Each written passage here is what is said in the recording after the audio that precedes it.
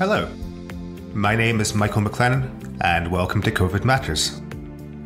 Produced by COVID Aid, the UK's new national COVID-19 charity, this is a regular podcast in which experts speak to us about the key issues facing those affected by the pandemic. I'm delighted that our first guest is Dr. Nisreen Alwan MBE, who is also one of the first appointees for COVID Aid's expert advisory panel, helping to guide the charity in the right direction. Nisreen is an Associate Professor in Public Health at the University of Southampton and an Honorary Consultant in Public Health at University Hospital Southampton. Her research area is maternal and child health. During the COVID-19 pandemic, she has focused on the recognition and quantification of morbidity from COVID-19, having initiated the call to count long COVID. She was awarded an MBE for services to medicine and public health during the pandemic in the 2021 Queen's New Year Honours, and was also named in the BBC 100 Women 2020 list. Here's our interview with Nisreen. I'll be back afterwards to tell you a little bit more about the charity.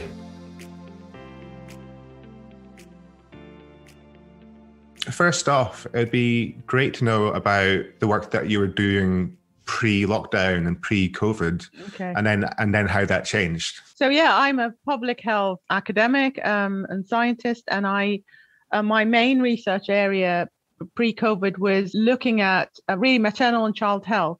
So looking at really what happens in pregnancy and before pregnancy, and more recently we looked a lot at kind of what happens between pregnancy. So for mums who have more than one child, how life changes for them, and what can we do from a public health point of view to try and optimize health in this period, but for their health and the children's health as well, and looking at kind of risk factors in that period, and particularly really on inequalities as well, and how our surroundings and environment and social and economic factors shape what people call lifestyle factors, things like diet and exercise and smoking and alcohol, and how this is really a complex area rather than a very straightforward yes or no choice of you just need to have a healthy lifestyle and you'll be fine, and your kids will be fine. There are just so much influences and which makes people have different priorities and challenges and barriers. So really it's maternal child health,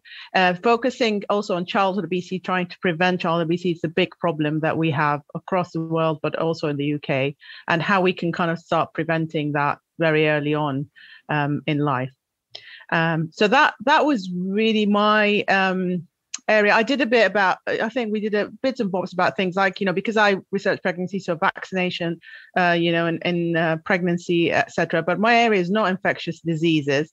I think what happened when the COVID pandemic started, the first wave, and we were seeing the UK response was particularly different to many other countries at the time. Our reaction was delayed, and there was a bit about the testing stopped, and there was the talk about the herd immunity, and that was all very shocking, really, I think, for us in public health on the outside of, the decision-making circle. And that's when I started getting involved, to try and bring people with these public health expertise together and kind of talk about what does the UK response, what should it look like? And we started producing some kind of statements, outputs, letters, open letters saying, the UK we shouldn't see the evidence that the UK is basing the pandemic policy decisions on, and we should, and then we talked about, the delay in lockdown and how we need to up the testing. So that was all in March. And then while I was having all of that commotion, obviously we're all of us isolating at home, I also developed COVID-19 symptoms, and then which wasn't really severe at all. It was on the mild side. I mean, just like it was a severe, like a flu-like illness, but it then didn't completely go away, and it was kind of fluctuating and coming back, and that's when I suppose the long COVID story started, and come the summer, I started, writing formally about it, saying, particularly with the hat, the patient hat, but also with the public health hat, saying, well, nobody's talking about illness and morbidity, and what does that mean? And, what does mild COVID-19 mean? You've got all of these people. Obviously, by that time, there was the social media support groups emerging as well. How we're measuring it, how we're responding to it, and that sort of that's how my kind of long COVID focus started. Mm-hmm. And then looking back on it, because it's over a year now, then how did that start to grow? I think it obviously started with people on social media posting about them not recovering, people who weren't in these high risk, the so-called vulnerable groups, not recovering. And I think that was a lifeline, I think, for me and for other people, because there was no information. There was, nobody was expecting this to happen to them, and seeing it happen to other people, although you are very stressed out and anxious about it, gave you a bit of reassurance that you're not the only one in the world who's not getting better from this virus. Right from the start, I was saying, mainly on social media as well, saying, well, we really need to, we don't know what this virus can do. We know from other viruses, their long-term health effects, and nobody's talking about them, and and nobody's actually accounting for them in the pandemic response.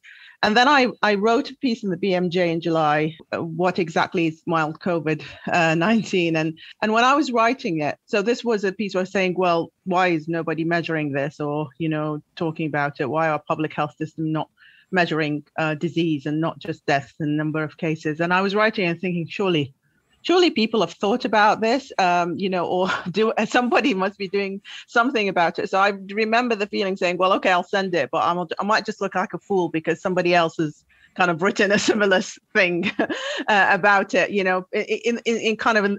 in what I was proposing. But actually, once I got it published, it just had a lot of people got really interested, had a lot of impact. People were, messaging me, asking for translation or wanting to translate it to other languages, from across the world. And so there was this hunger of like, yes, we need to know about this. We need to think about this, but actually no answers. And, from kind of the official narratives and the systems. And then I felt that, there is this gap, and I need to continue doing that and continue to raise this and this issue. And then I think that's how so we started this social media hashtag. I think it was in September 2020. It's called Count Long COVID. It's like we're not counting it, and there's no statistics about it. So obviously, if it's just stories and anecdote, that's easier to ignore in planning and the public health messaging. And that was popular as well in terms of the messaging. That's how it started. And then we did some research. We did a survey of people with long COVID to kind of describe, what it looks like and the characteristics of it. So what were the findings from that? Because I think there's still a lot of people for whom long COVID is one of those terms that they might have some sort of awareness that it's long term, but beyond that might not be too sure of what it can involve for people affected. Yeah, so it really varies in severity, but the best definition for it up until now is not going back to your usual level of health and daily activities that you had before getting the infection, the acute COVID infection. And that varies for people in terms of how much it limits their activities. And there are actually some good Office of National Statistics estimates around that in terms of, does it limit your activity a lot or a little, which has just been updated today, and some new statistics came out today, and quite a significant proportion of people say that long COVID does limit their activity quite a lot. The most common symptoms, I think we have some consensus about what they are now, and they're mainly, a lot of it is fatigue, which is not really just feeling tired. The normal tiredness is, not being able to do your normal stuff. It's kind of exhaustion. I mean, when we did the survey, we actually asked about exhaustion rather than fatigue, but because it's not straightforward what it means for a lot of people. And then there's the breathlessness, the muscle and the joint pains, and the chest pain or feeling of chest heaviness or pressure, and dizziness, but also concerningly the cognitive problems where people describe brain fog, poor memory, concentration, losing their words, not being able to focus.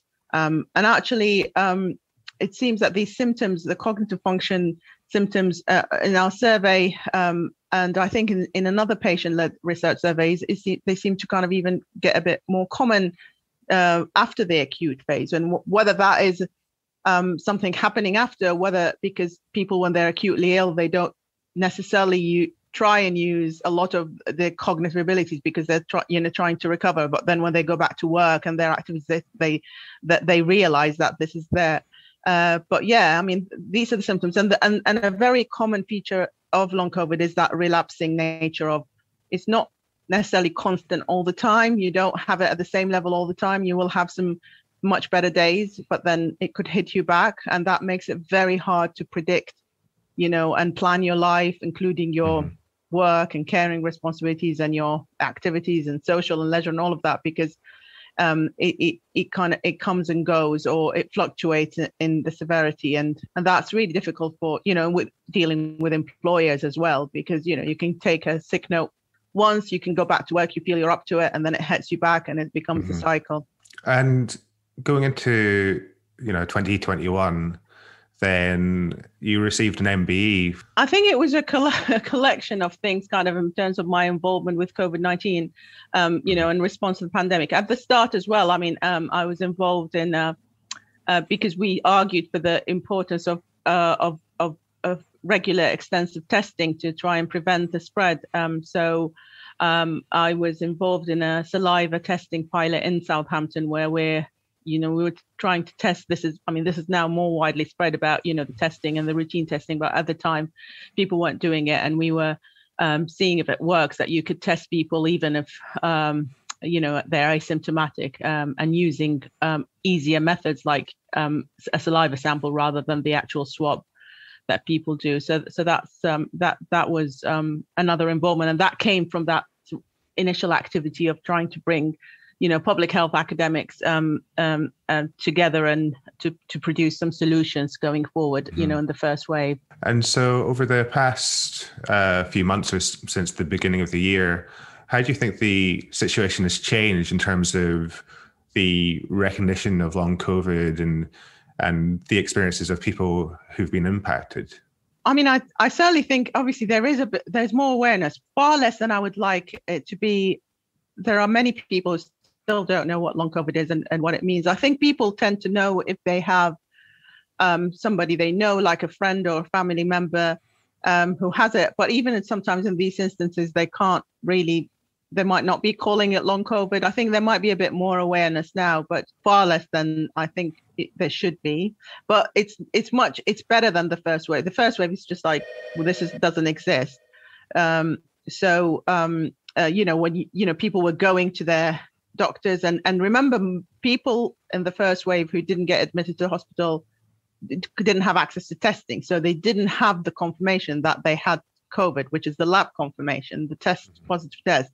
And that was very challenging, because to say, well, this is an effect of the infection, well, then your actual experience of the acute infection is questioned, and then these symptoms, which medicine wasn't really familiar with it following COVID-19, the long-term effect, they were maybe attributed to other things like being anxious, stressed, or the effect of the lockdown, etc. And obviously there is anxiety and stress. If you're experiencing this weird, relapsing illness and it's affecting your life, and there's nobody that's telling you exactly what it is, when will it end, what's the treatment for it, for sure that will produce anxiety and stress.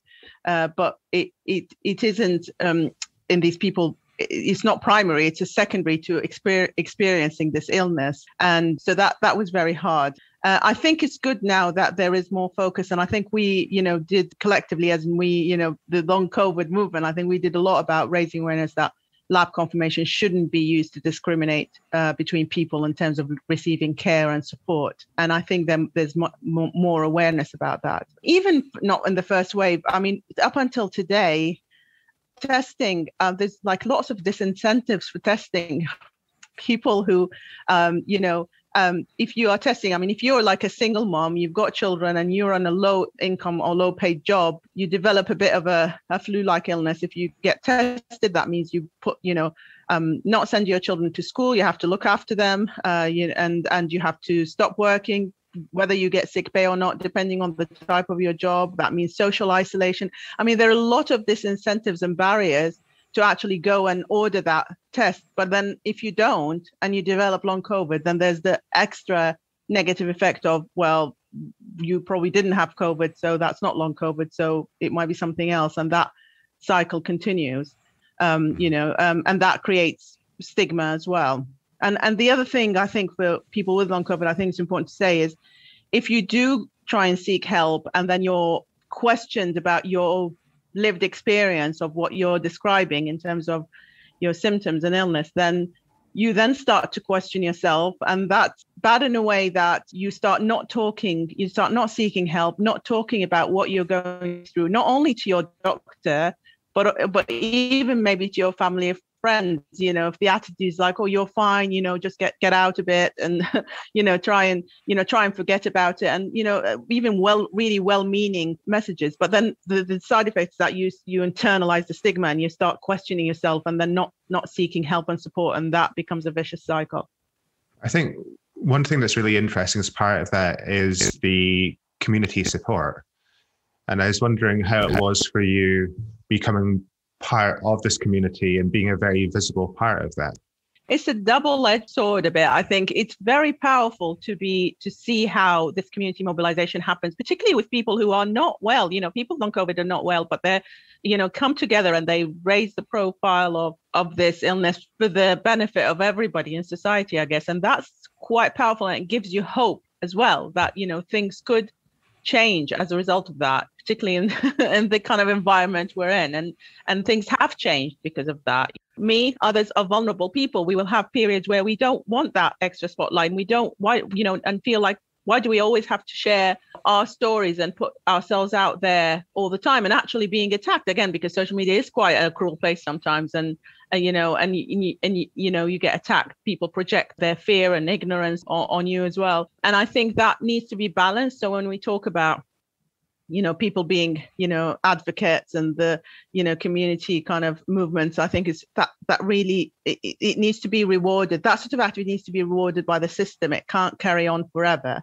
Otherwise, you're just putting more load on people who are already vulnerable. And so what do you think are the challenges ahead in terms of long COVID, the recognition of it, both in the short term and in the kind of longer term as well? I think we really need a good system so that we avoid sort of postcode lotteries and the care of long COVID. So that for people with, existing long COVID, we need to have an equitable system where everybody's getting a good level of care. And that means, clinical assessment and investigations, and then, the rehab and whatever kind of science could offer in terms of long COVID. So for that, we need really good care pathways and case definitions and diagnostic criteria. And even if they're moving, because the science is moving all the time, we need to have some effort to establish that, because at the moment it's very, very variable who gets that diagnosis and who gets, care and support and who doesn't. It's really, there's loads of individual variation. I think we need to really do a lot of research. The research, it's amazing what happened, and we now have a vaccine. The amount of, what science did is really amazing within 2020, but it was really focused, understandably so, on the acute effects and trying to prevent deaths and severe disease. But we really need to speed up the research on long COVID, because there's just this huge number of people who will have their lives have been impacted. And they are the people who are supporting our society and economy, working age people across all age groups, including, long COVID in children as well. These are really important to have very urgent research priorities to find out how to help them. And then it's really important for long COVID to always remember, it's not like we've got people with long COVID and that's it. People will be developing more long COVID if there's more infection. So a very big part of, the activism around long COVID is like, we don't want any more long COVID. Therefore, we want to prevent infection as much as possible. And that has to carry on. I think for future, I think I'd really be very, really very sad and disappointed if we don't learn how we tailor for these long-term effects and the disease and the illness for future pandemics. Our systems really need to look after the chronic as well as the acute. And the system, and that's not just the UK, I think, so, across the world, the systems are not prepared to do that. But actually, the chronic has huge impact on society, chronic illness. So, yeah, we need to focus on that. And I really think one last point I would like to say is I try and be optimistic all the time and see long COVID. There's a silver lining because we had a lot of people in a short space of time with this problem, that I would hope that any research and treatment and any efforts to deal with long COVID would then also go to include other chronic conditions like chronic fatigue syndrome and ME and things like fibromyalgia. A lot of conditions have been neglected largely. And that's why I think partly maybe why we are with long COVID, because post-viral disease in the past haven't been really given enough attention, although it is disabling for many, many people. Mm-hmm. And then final question is, if you were to have a piece of advice or information for the audience to take away, what would that be? I think if you do have, talking about long COVID, if you think you might have long COVID, please do seek help and advice, and don't be put off if you encounter dismissal about your symptoms or what you're experiencing or your story, because know that many other people have had that, and people have persevered really and talked about that. So seek, help from other people and other resources, and it might be the support group. Long COVID can offer that sort of peer support as well. I don't know. I think in terms of in the pandemic in general, I think it's just been such a hard 15 months or so on people with all the restrictions they've had, all the sacrifices they made, and we're very, very close in terms of the vaccination program. But it's important not to waste all of that effort and try and really get, I suppose that's the public health message, get people vaccinated as soon as possible with the 2 doses of vaccine, and not rush into things, I suppose, until we get that, because we don't want any more long COVID for sure. And that's something that's, again, even now is missing from the public messaging, with it focusing only on hospitalization and deaths as an outcome. We really don't want the infection itself, because we don't know we still really don't know who's going to develop long COVID and who doesn't. We don't have the data to tell us that in terms of the accurate risk for long COVID. So it's trying to avoid, getting the infection in the first place. Thanks so much to Nisreen for her time. If you haven't heard of us, COVID Aid is the new UK charity dedicated to helping all those adversely affected by the COVID-19 pandemic. We want to help anyone who is struggling but may not have found the correct resources or support system to help. By building an empowering and caring community, we provide a safe space where people's voices can be heard and where you can gain access to support that is specific to your needs. We'd love to have you as part of our community, so please visit covidaidcharity.org. We'll be back soon with our next episode, and until then, please take care.